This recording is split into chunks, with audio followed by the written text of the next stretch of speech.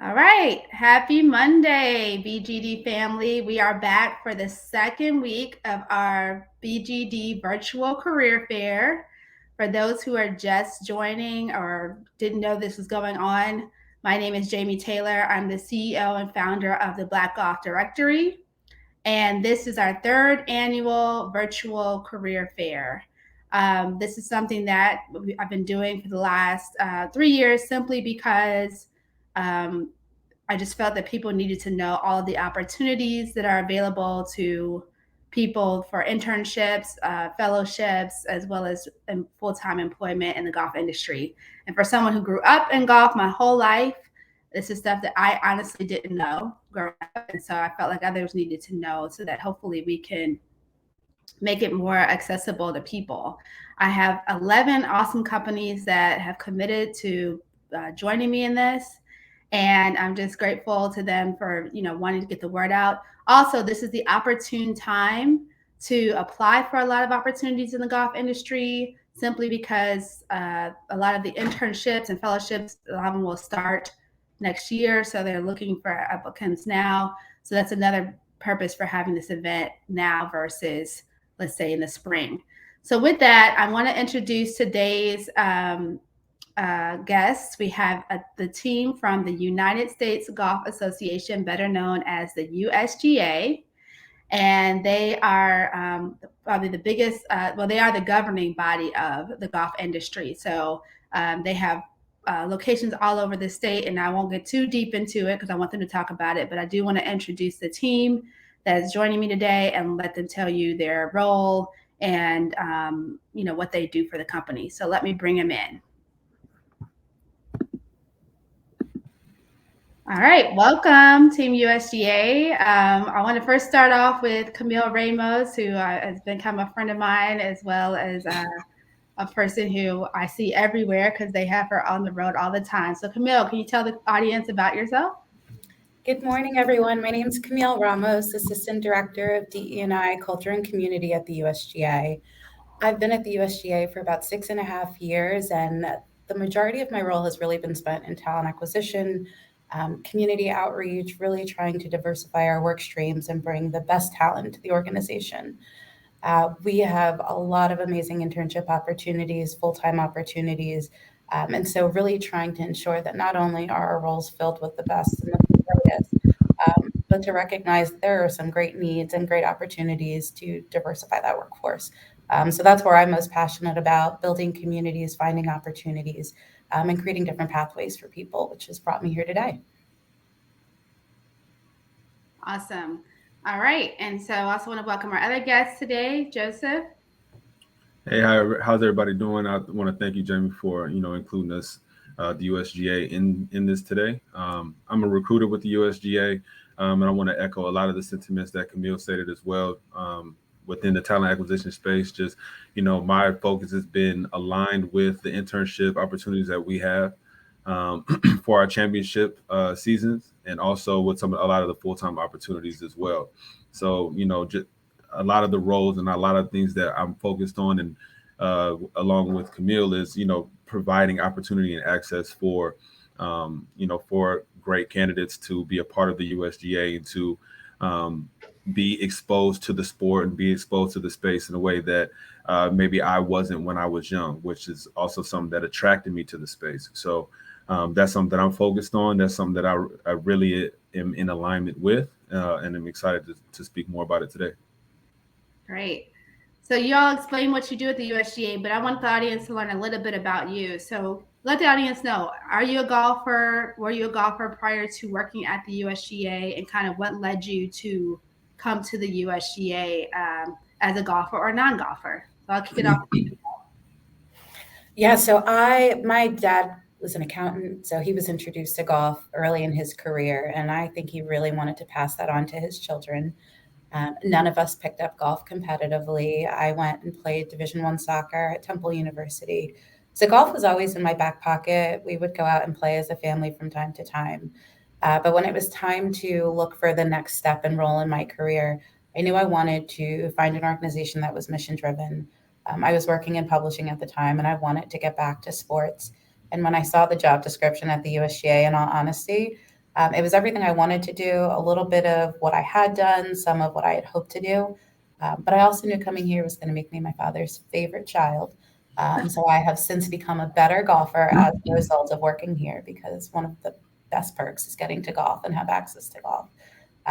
But I say all that to say you do not have to be a great golfer or a golfer at all to come work at the USGA. Awesome. Thank you. What about you, Joseph? I came in with no experience with golf, none whatsoever. So my background has always been, with basketball. I played Division I basketball at the University of Denver. I played pro ball overseas after that. And after my time in the military, I got my master's degree in sport management. I know I wanted to get back to doing something that I was passionate about, which was sport. And I started out with a position at the Northern California PGA. And I wanted that role because it was something that was completely different, completely outside the box, and I knew it was something that would challenge me because I was very uncomfortable. Um, and I just happened to, come across Camille, who, who is great at identifying talent. And we had an amazing conversation that brought me to the USGA, and my conversations with the department and with the people that I've met so far has just been very enlightening. They've taught me a lot. I've grown in the 8 months or so that I've been with the USGA, and looking forward to just continue to grow. But yeah, no experience whatsoever.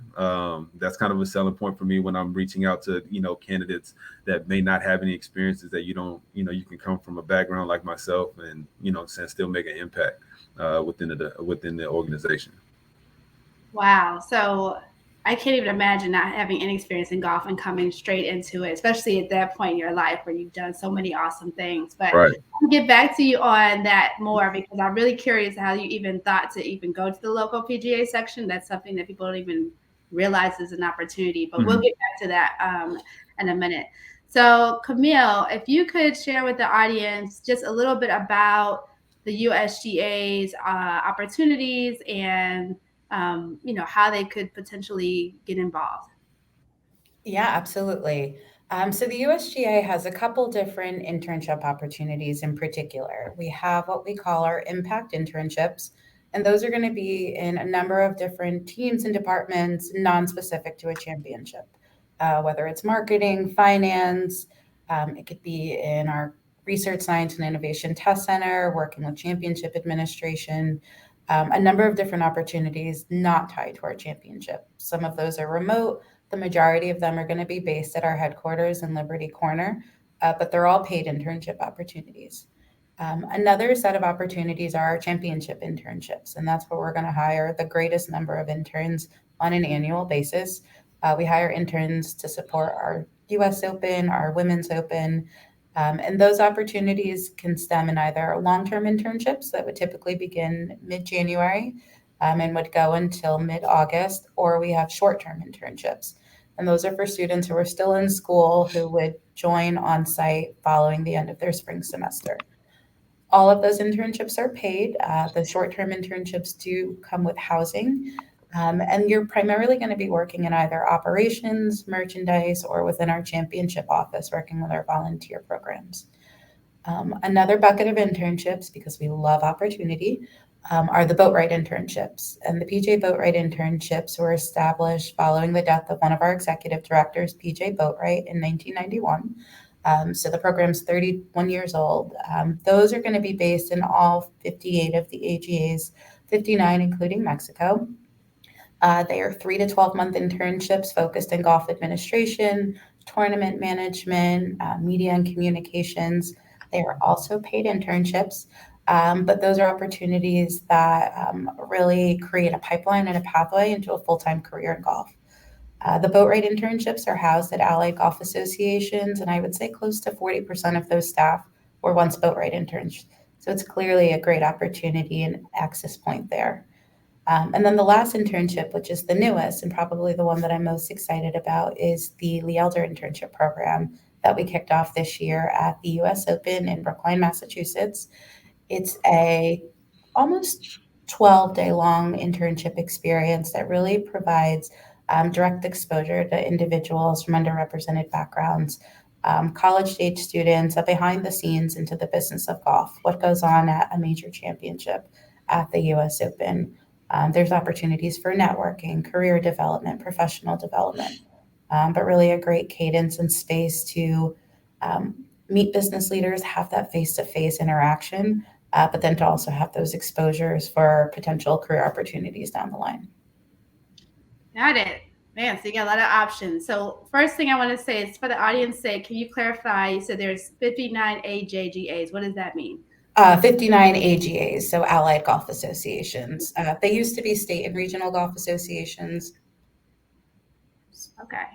And then in regards to the availability, I know you mentioned the boat ride is in January is when they can start. But what about some of the other ones that you mentioned? Is there other timelines for that? Yeah, absolutely. So applications, job descriptions have been posted, and we are currently accepting applications for our long-term championship internships.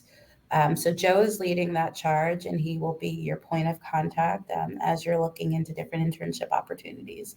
But those long-term internships are posted now. We have a couple more that will be posted with a goal of wrapping up those interview processes, offers extended by the end of November, early December of this year. And those roles will again start in January, mid-January to early February. With our short-term internships, you'll begin to see those job descriptions and those opportunities begin to be posted later November, early December. Those interns are typically hired by early to mid-March, with start dates as early as the beginning of May. Boatwright internships, you'll begin to see those roles get posted on an ongoing basis beginning in mid-December. Different states have different timelines and when they start their interns, so there's not one set date for those, but it is more of a rolling start date just based on timing, but the greatest majority take place between May to August. And then the Lee Elder application will come out at the beginning of November. And that internship again takes place during the US Open this year, which is at Los Angeles Country Club. Ooh, Los Angeles. That sounds like a fun place. All right. So, Joe, let me ask you. You mentioned that you had done something with the PGA tour. So, can you give a background as to what that experience was like as far as, I don't know if that was an internship or a fellowship or what, Right. but like, what was that experience like for you? So it was a fellow. So I was with the Northern California PGA, and I was kind of siloed working with the PGA Hope Foundation. So, the USGA, we just had our first adaptive open. So that's basically what we were doing on the PGA side, but specified to veterans, right? So we would put on about 12 clinics for veterans that had all different types of disabilities, just to get them reacclimated into society, get them back moving outside, get them rehabilitated in sport, and just showing them that they can still be active, they can still do things outside with sport with their disability. So that was our way of reintroducing them kind of like into like civilian life, and they would have PTSD, they would have loss of limbs. So that was kind of my focus. And then also we had the foundation side where we raised money for the PGA and we raised money for the veterans as well. Okay, so it's pretty hands-on experience. Yeah, very hands-on experience. For me, it was easy because I'm a veteran myself. So I aligned with that, and I kind of spoke the language. So that was easy for me. Yeah, that's pretty cool. Yeah. So would you say, Camille, having done this, because you've been with the USGA for quite a while, right? At least a few years. Would you say this experience is similar to the ones that you refer to as more hands-on as opposed to sitting at a desk all day experience? Absolutely. Good. So what are some of the, I guess, perks? I know you mentioned they get paid, obviously. They get to go to some of these cool events. So what are some of the perks? And either one of you can answer this, that a potential person could expect for doing these internships. I'll let Camille take the perks. I think first and foremost, interns at championships get outfitted phenomenally. So you get a nice little golf wardrobe, which you get to take home. So that's always fun. You don't feel like an intern. So if you're looking for an internship or just going to sit back and watch, then this isn't it for you. If you want to walk away with real world experience, you want to figure out what it's like to actually work in this space or to be a part of meetings and to hear some of the conversations that go on that bring to life such a large championship. That's a perk in itself. It's a resume builder, number one, but your network and who you have access to, I think, is one of the greatest perks. Also, you get to move around to different cities. So we've got interns who do this internship year over year, and I think part of the appeal is that we're never in the same place more than 2 times in a row. So there's exposure to different communities, different markets, and you get to see how the game is appreciated and understood in different parts of the country, which I think is valuable. Awesome. And so, Joe, I mentioned earlier, I want to come back to you about how you even thought, as a non-golfer, thought to look into working in the golf industry. So can you talk us through what led you to apply for opportunities in the golf industry, and then kind of their interview process? What kind of you felt made it successful for you to get opportunities in this industry? So once I got my master's in sport management, University of San Francisco, it was just kind of things were being sent out to us, and the job description spoke to me. The duties and responsibilities kind of spoke to me. So that's what led me to apply for the Northern California PGA position. I thought that I would excel in that role just based on my background being in sport and also being a veteran. So I think that it aligned in that way. But I think that me speaking to being an outsider in the space is something that was attractive to, to the hiring team at that time, because I think by and large, you kind of see the same type of resume, you see the same type of individual. So there's no real diversity from a physical sense, and there's no diversity of thought in rooms a lot of times. So I think that was very attractive.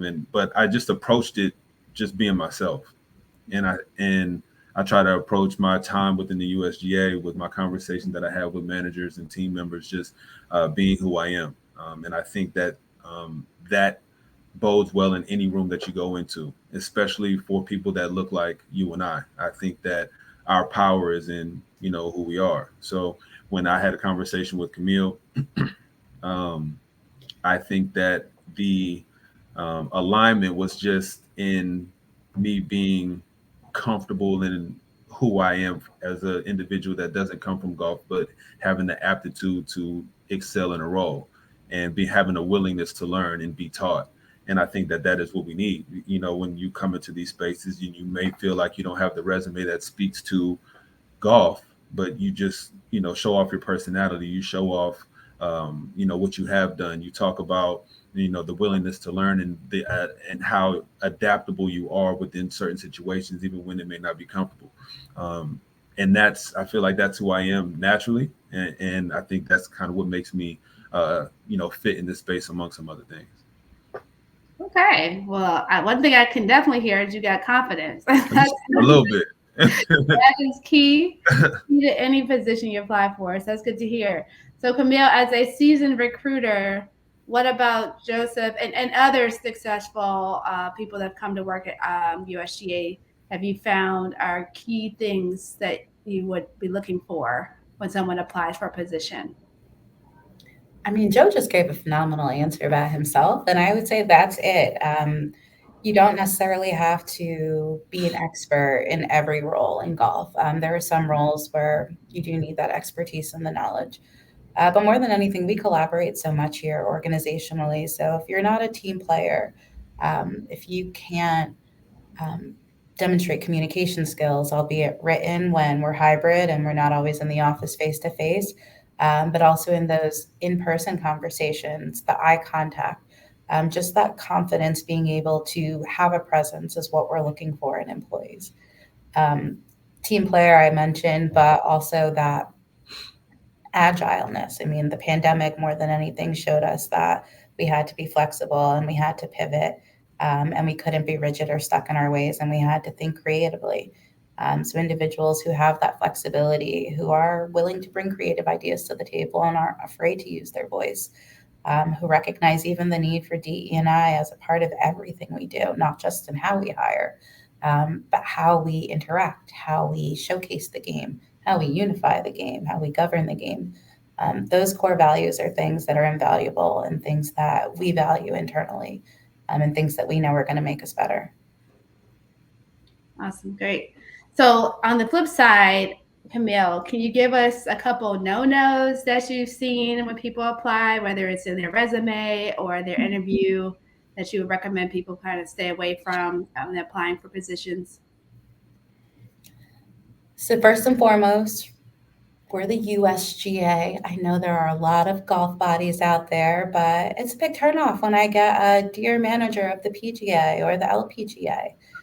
So know who you're applying for and what the role is. Because if you don't even have that, then I'm going to tell you right now, I'm going to struggle reading through your application. Grammatical errors happen, but more than anything, I'm all about stretching yourself and not checking off every box in the job description. But sometimes people are out there just applying to apply, or there's just this unreasonableness with job expectations, salary expectations, coming cross industry from sport to nonprofit to for profit. I think part of the interview process is about learning about an organization. So not every candidate's going to come in as an expert, but also not coming in thinking that you're an expert on everything, and being willing to humble yourself and ask questions and to learn throughout the process. Because in the absence of that, I've seen it go the opposite way. But I know that Joe's had some recent experiences as well, so I'm sure there's things that come top of mind to you that are also no-nos that you don't want to see. Yeah, definitely. Please share. Yeah, I think that we all are very eager, when we apply for positions, have interviews for positions, but being overbearing, post interview can be a turnoff. Even if you are a viable candidate for the role, that can be something that um, completely turns a hiring manager off to your resume, and maybe even sours the experience and keep you from getting a position.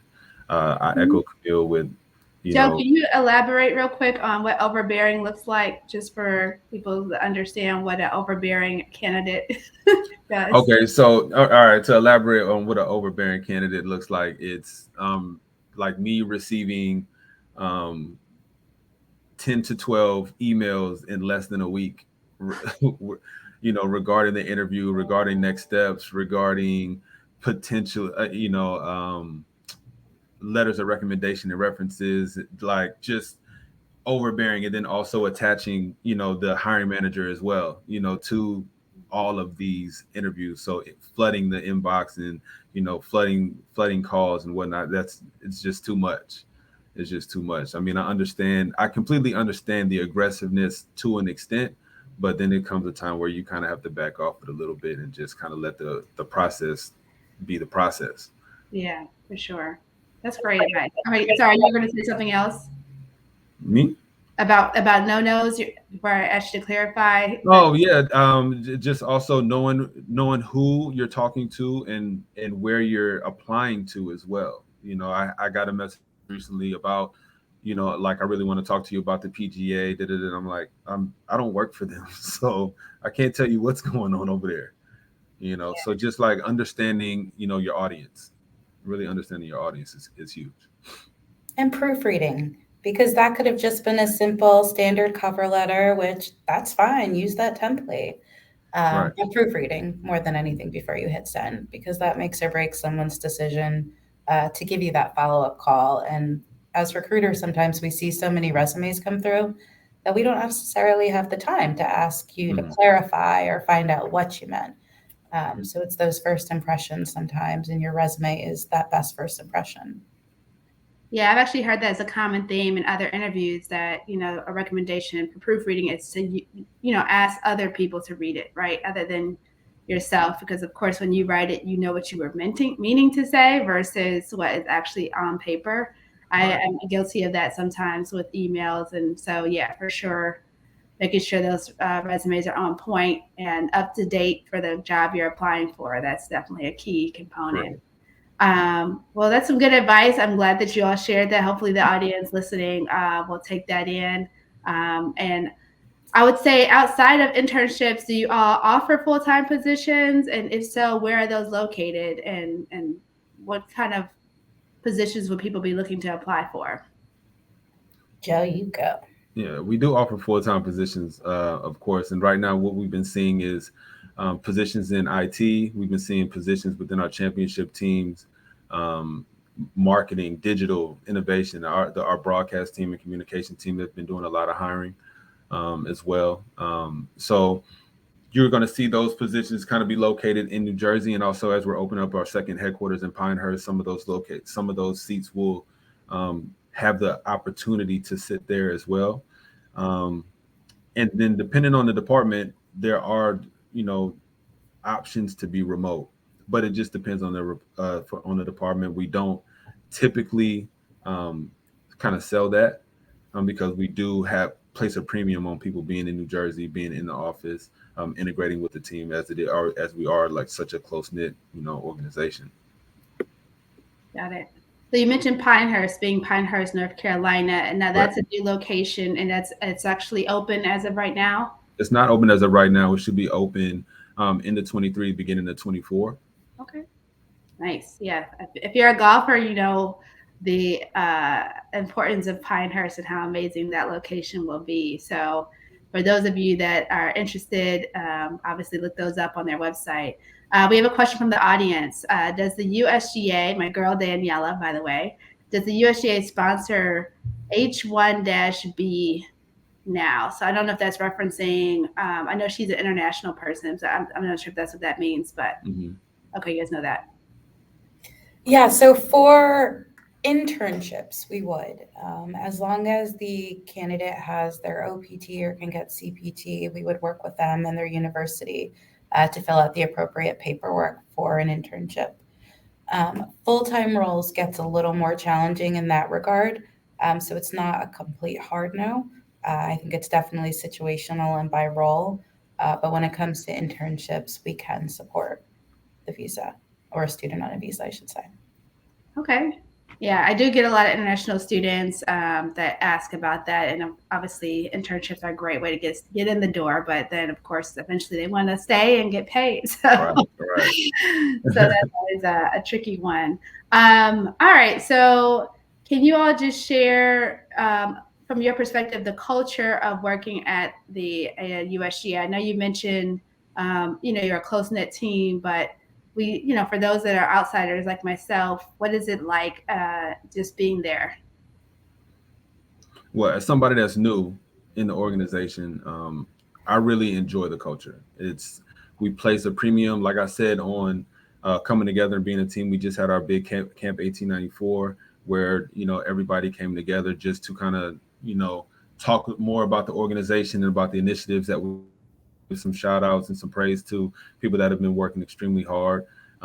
We do have, like any organization, some shortcomings, but we have placed strong emphasis on, correcting those and, taking steps to growing the game the right way. It's especially with our initiatives with diversity, equity, and inclusion.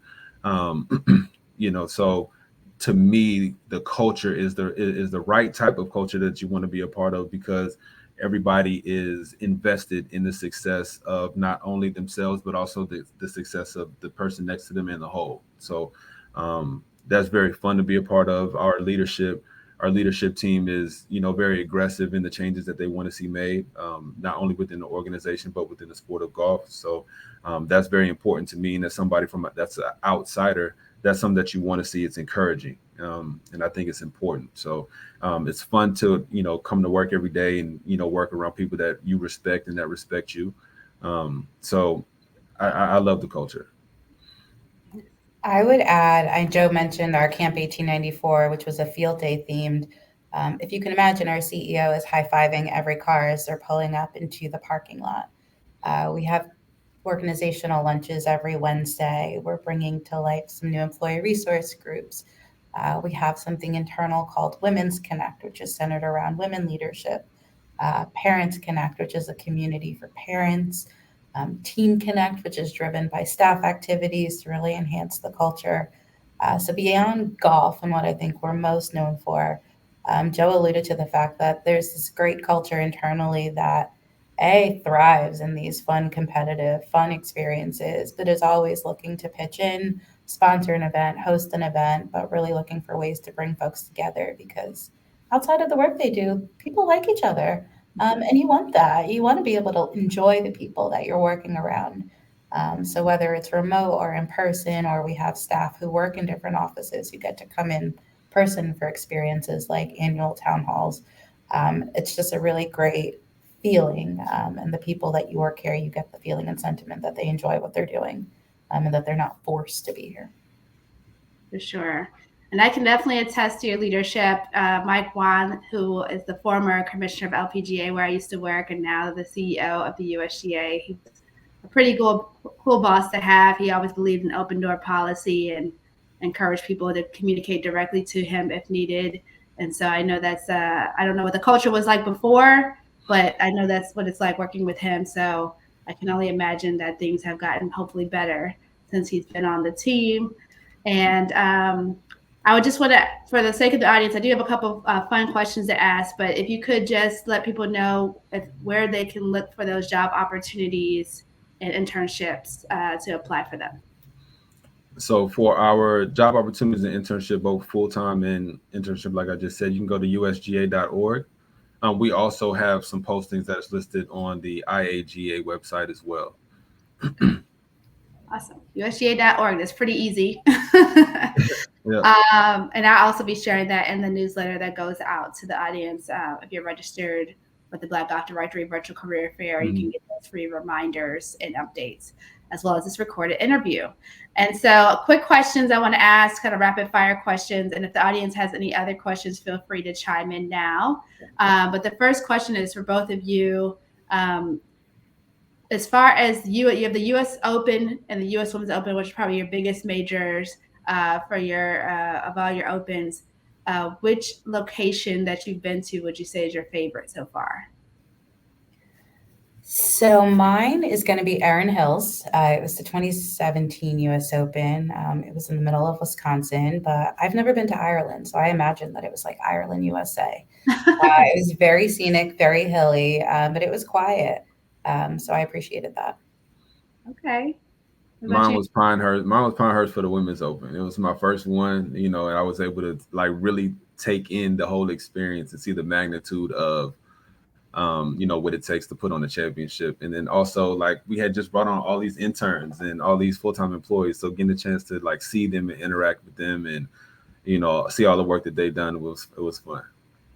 Okay. Joe's a celebrity. He's underselling it. They were so excited to meet him. Like, where's Joe Jackson? That's pretty cool. And so the second question is, what event outside of your tournaments that you all host, which obviously USGA is known for, would you say is one of your favorite that you've attended so far? And of course, tell us why. I will go first. So for the last, I would say 5 years, I've attended the Women in Golf Foundation's National Collegiate Championship. It's run by one of my sorority sisters, so it's special in that regard. But more than anything, it's a weekend or a few days centered around collegiate female HBCU golfers. As a female collegiate golfer, I love the women empowerment, but to see some of these players develop over the years, to get to know them, to hear their stories, but to see how driven they are, it's one of my favorite events of the year. Yeah, I've attended that. I don't know if that's where we first met, but I will say that event's pretty cool because although I play collegiate golf for PWI, to see that many Black and brown women playing golf at that level in one place was just, it was emotional for me. It was kind of crazy to see that you could see that many of us that play that well. And so for those who don't know, Women in Golf Foundation is out of Atlanta, Georgia. Definitely check them out. All right. What about you, Joe? So I haven't done too much traveling to, different events like, my compadre over here, but I enjoyed my time at the African American Golf Expo. It was dope to see, all these different brands and, all the diversity that's within the space that sometimes get overlooked, but just seeing that we're out there, trying to make an impact, trying to make, get our foot into the door and kick the door in it was dope to see. And then also a lot of the breakout rooms that we had, there was a lot of education that was put out. So I learned a lot while I was out there, met a lot of great people. So I enjoyed my time there. I hope to see it continue to grow. Yeah, definitely. And I think this is the second year they had that event. So that was in Charlotte. I think next year it's going to be in Kentucky. So for those who don't know about the African American Golf Expo, they have their own social media pages. Definitely check them out. But I bring this up because one of the things that I do know about the USGA that probably most people don't know is that you all support way more events outside of the tour, your tournaments. There's way more things going on that you all support, and I visibly have seen you attend. So if nothing else, that's another bono of working with the USGA. Is there's more to it than just the run of the mill golf tournament. Not to say that that's a bad thing, but just saying there's some other things you all support in a positive way to get the game of golf moving. So with that, I'm gonna leave you all just a couple minutes to share some last tidbits of advice for our audience in regards to what they should be thinking of, should they be interested, and then obviously just again how to apply for those opportunities. I would say now is the time to begin looking. If you're not a part of student clubs or organizations, for those of you who are in school, join them. You are going to gain leadership capabilities and skills that are going to benefit any future employer. And I know that one of the things I valued most when looking at students' resumes is not just what your GPA looked like, but how well you were able to manage multiple things going on. Were you on a sports team? Were you a part of clubs? Did you take leadership opportunities when they were available? Because that's the type of candidate that I know in the height of working 80 hours in a work week is going to push through and has what it takes to manage those people skills, but also the deliverables. The other thing I would add is don't feel like you have to check off every box when it comes to applying for a role. Put yourself out there. If it's something you want, tell your story. If it's in your cover letter that you write, if you have to do a video interview, don't shy away from those things, but also practice those things. Practice what your pitch sounds like in front of a mirror. Make sure someone else looks at your resume, your cover letter, get a couple eyes on it. But just know that sometimes these small opportunities may be your only opportunity to engage, and it may not be that you may have that second chance to tell your story differently or to add something that you might have left out. So anytime that you apply to something, put your best foot forward. Make sure that you are selling yourself. Don't shy short of underselling your accomplishments, no matter where you're at in life. If you're in high school, college, early in your college career, later in your college career, your accomplishments are your own them, but also celebrate them and make sure that they're at the forefront of telling the story of who you are and who you want to be. Thank you. That's thorough. All right, Joe, your turn. Yeah, I would say don't shy away from your accomplishments and your skill sets, and find creative ways to highlight those, and also help them to translate into the position that you might be, looking to apply for. If you don't feel like you have the direct skill set that speaks to the role, we all have done something that translates over. So definitely highlight those strengths and highlight those skill sets. Right now we have, a lot of opportunities that are open. We have more opportunities that's going to be coming. So I would say, keep our eye out. I did mention our USGA.org and the IAGA, but also, for students, Handshake as well, LinkedIn. We're kind of, we're all over the place. So I would definitely say tap into what we have going on, but also don't be scared of, putting yourself out there, and show off your personality, show off your work ethic, be engaging. I think everybody wants to talk to people that are engaging and that are, willing to put the hard work in. Yeah, I appreciate you mentioning those other platforms, because I've heard many a time from Camille that you all do actually recruit heavily from LinkedIn and other platforms that people don't traditionally think people actually look at, but that's something that you all actually do find talent. So for those who are just joining, just know that if you missed any of this, you can go to blackgolfdirectory.com to get the full recording of this interview, as well as reminders and links to job opportunities and internship opportunities that were mentioned in this call. So please go to blackgolfdirectory.com to do that, as well as I want to thank Camille and Joe for all the great advice and information today that hopefully will help everyone who's watching. And we are actually having a double feature day because, as I've mentioned last week, had a fun time with Hurricane Ian. So at 5 o'clock this evening, I'll be doing another interview with the PGA Tour. And I'd love for you all to tune in then for their interview as well. So thank you both again. I enjoyed the interview and have an awesome day. Yes, thank you so Thank much. you.